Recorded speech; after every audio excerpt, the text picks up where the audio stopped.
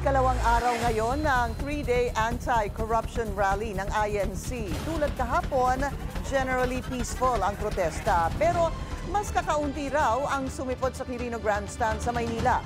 Narito ang agenda report ni Ian Maghanoy live mula sa Quirino Grandstand. Ian, kamusta na ang sitwasyon dyan? Vicky, tama ka. Bumaba nga kaninang umaga ang bilang ng mga miyembro ng Iglesia ni Cristo na nakiisa dito sa pangalawang araw ng kanilang mapayapang kilos protesta sa Quirino Grandstand sa Maynila. Pansin na halos kakaunti lamang ang bilang ng mga rallyista dito sa Quirino Grandstand sa Maynila ngayong Lunes.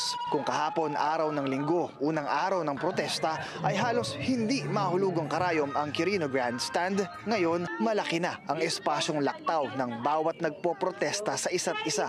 Ngayon ang ikalawang araw ng 3-day rally for accountability, transparency, justice and peace na pinangunahan ng religious group na Iglesia ni Cristo. Base sa pagtataya ni National Capital Regional Police Office Chief Police Major General Anthony Aberin, 220,000 na INC protesters lamang ang nakilahok ngayong araw. Malaki ang ibinaba nito kumpara sa pumalong 600,000 na naitalang bilang kagabi. Kumonti man, tuloy ang panawagan ng mga rallyista hanggang bukas kahit paraw abutan pa ulit sila ng ulan.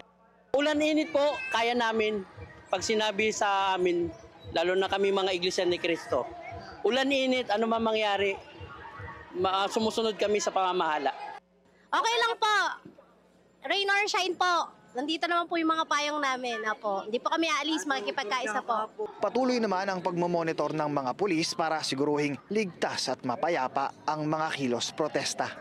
Dito po sa Quirino Grandstand, from 1,400 plus, nagbawas na po tayo. Halos sa 600 na lang po yung dineploy po natin. Pero wala po dito sa vicinity po ng Quirino Grandstand. Nasa may Anda Circle, nasa lampas ng US Embassy at saka sa may malapit po sa lampas po ng Calaw at saka sa may Top Avenue.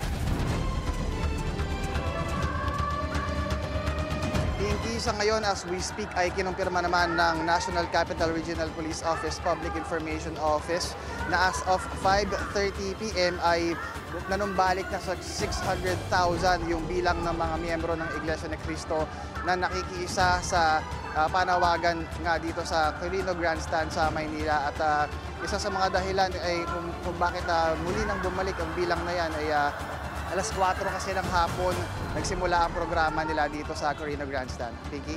Maraming salamat, Ian Maghanoy. Nag-uulat ng live mula sa Quirino Grandstand sa Maynila.